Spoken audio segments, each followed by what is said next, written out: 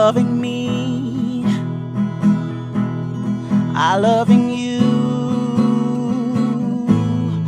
Mothers and fathers, husbands and wives, sisters and brothers, friends for life, won't live in the past. All I wanna do now is making it last.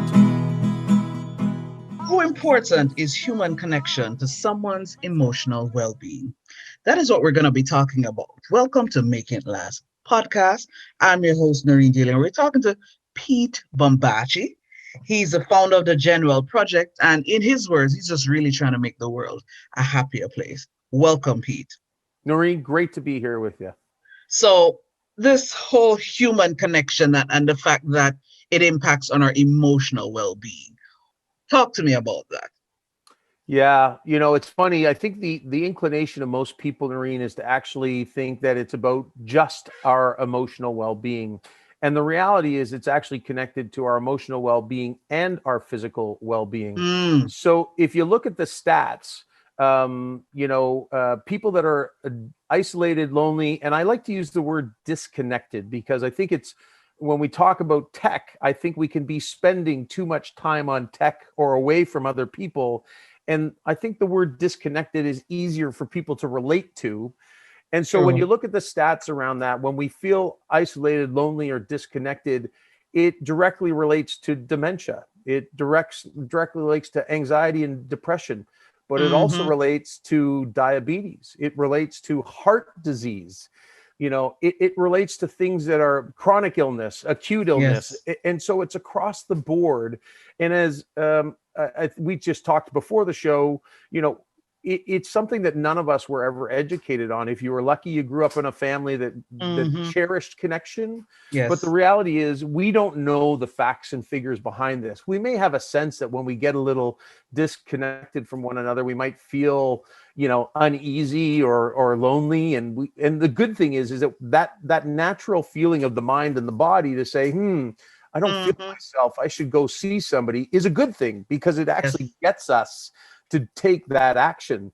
But it's that long-term chronic loneliness and disconnection that actually makes people physically and mentally ill. You before the show, so you're talking about a study recently. Share that with us because I deliberately told you to just pause that so that we could share it. So tell us a little bit about that. I'm gonna tell you about a few pieces of information all tied into what we were talking about. So the first one was a study that's been done during the pandemic here in Canada that said that 25% of the population hasn't spoken to a family or friend in the last 30 days. Well, when we're talking about the negative impact of isolation and loneliness, there are certainly going to be some people in there that are okay with that because they've found other ways to keep themselves occupied and motivated and inspired. But there's probably a very large percentage of that group that aren't, using that time well and finding the balance, whether it's through physical activity, whether it's through mental health activities. So, we know that people are struggling and the numbers are certainly going up for the people that are, especially as this drags on. Initially, we connected more as communities because we actually, in times of crisis, were really good at connecting. But prior to the pandemic, we've got stats certainly that show 50% of Canadians, and I think it's similar in the US, don't know their next door neighbor's name. We've got, 21% of people who hadn't talked to a family or friend in the last 30 days. We know that nearly 75%, 3/4 of employees and companies felt disconnected from the work and the people that they did it with. So it doesn't matter whether you were at work, at home, on the street, in your community, we were spending less time connecting with one another. And what we were all feeling was, a sense of, disconnection, loneliness, isolation, and not feeling like we were part of something, bigger than ourselves. Do you think then that the whole idea or how we label or see communities should change? No. What I would say is I think we have a lot, and I've worked with a few cities across Canada and certainly had lots of conversations with people in the US as well. We have a lot of organizations, and frankly, we have businesses too that do events. They do barbecues, they do street parties, they do different things.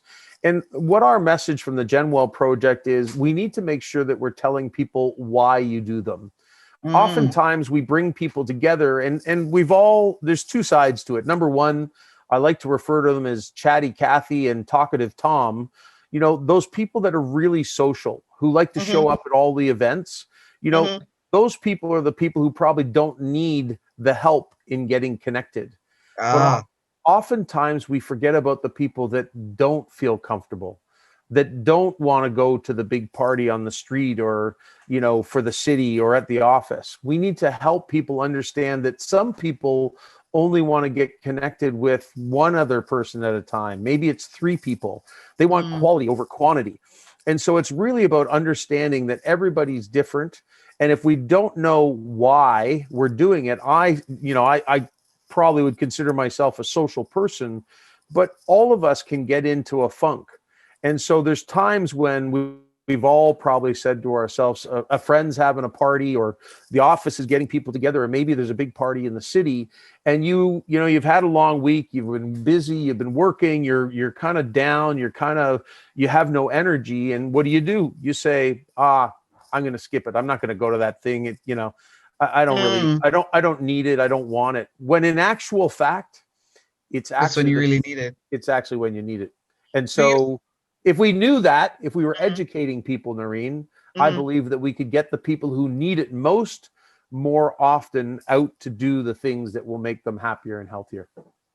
I know you've been enjoying the conversation, but we're going to take a little break and get a word from our sponsor. For all your events, such as educational forums, workshops, book launches, weddings, and more, contact Noreen Daly, the ultimate MC and event host. Visit noreendaly.com or follow her on Instagram at Noreen Daly Jam. Noreen Daly, creating long-lasting memories.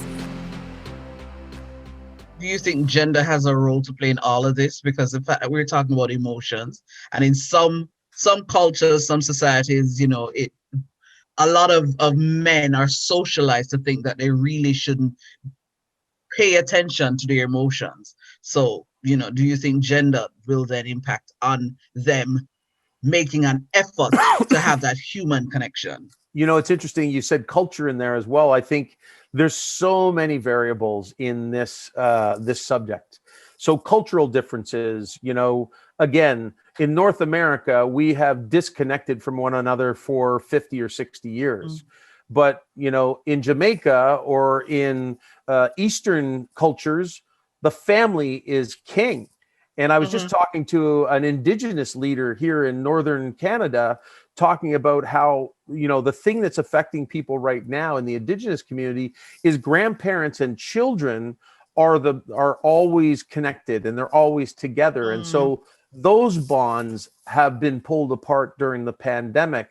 But it's beautiful to hear how they value their seniors versus the way we've done it in our culture, where we've pretty much, set them off into a senior's home and disconnected from them. So certainly culture plays a difference, but certainly from a gender standpoint, men, first off, we're not very open about our emotions. We're supposed to be stoic. We're supposed to be able to handle everything. But I think the great equalizer right now in the middle of the pandemic is I don't care if you're a guy or a girl. At the end of the day, we're all struggling right now. Whether it's because maybe a woman has had to leave her job because she had to go take care of the kids. Maybe the husband's lost his job. Maybe both of them are struggling with their relationship because one lost the job or the other one lost the job. And I think this is the real power that we have in this pandemic. Is usually people go through challenges and crises in their own lives behind their own 4 walls of their home.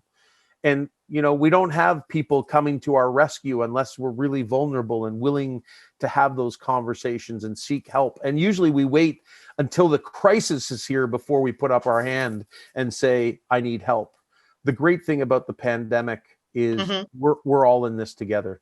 we're all experiencing it. More people are standing in their own neighborhood and talking to their neighbors than ever before, because we're not rushing off to a job. Right. We're not rushing off to this place or that place. We're not traveling. We're not doing all the things that we used to do. So it actually is giving us, this is a silver lining, it's giving us an opportunity to reconnect with the people in our community.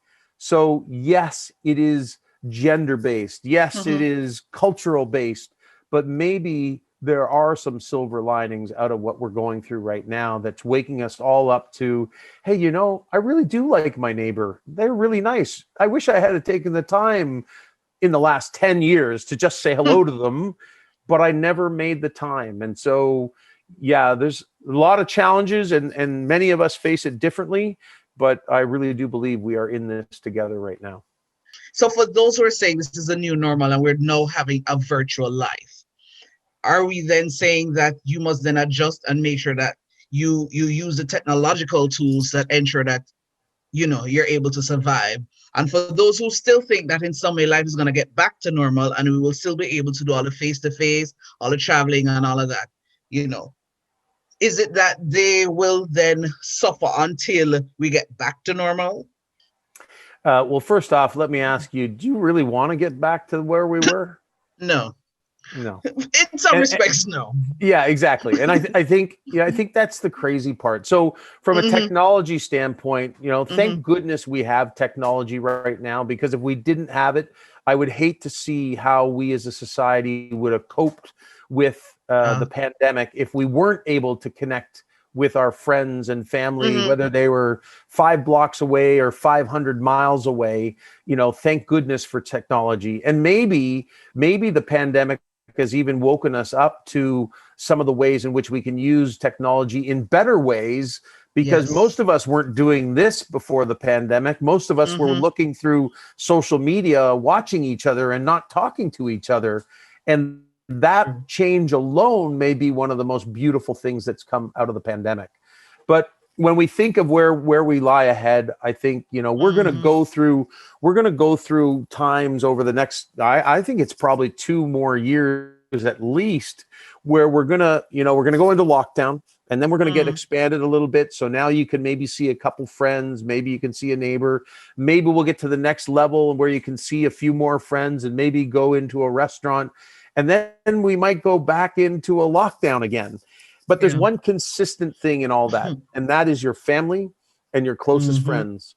So let's not constantly looking for what used to be and what we maybe want to get back to, or at least portions, but let's actually cherish the time that we're getting to spend with the people who actually, no matter what happens, when you celebrate the highest highs of your life or the lowest lows of your life, who are the people that you are going to count on?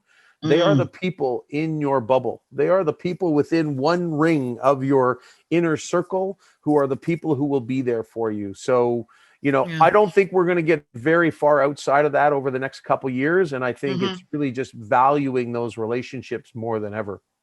I know you've been enjoying the conversation, but we're going to take a little break and get a word from our sponsor.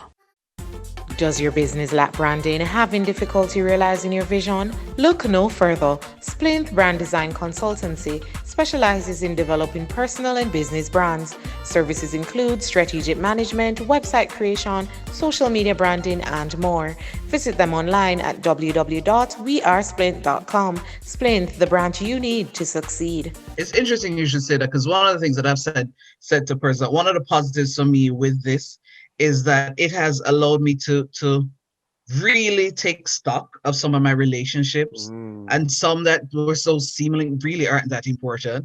So it might sound cold and harsh to somebody listening. It's kind of like clearing some of the clutter, you know, of people who really don't matter.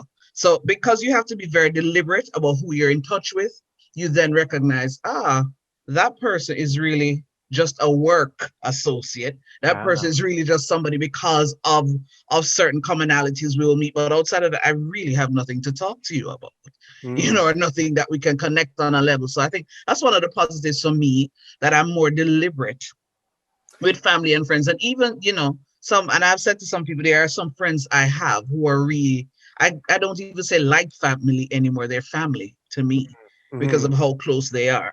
So Yeah. I believe there are some positives, but I think more often than not with this pandemic, we've been focusing so much on the things that we think that we cannot do anymore, rather than focusing on the fact that, hey, be more deliberate, be more intentional, connect more on a deeper level. Very well said, my friend. And I'll say this, which is social media has distracted us from meaningful relationships. We look at people and we see that they've got 5,000 friends, 10,000 friends, a million friends, and we go, "Oh, I need that." Well, actually, you don't need that. And there's actually there's a researcher, and there's I guess I call it a scientific number. It's called Dunbar's number. And it says the average person can only handle 150 relationships in their life. Wow. And those relationships are built of like 3 to 5 people are close. So those really meaningful, be there for you at the top of the hat is 3 to 5 people.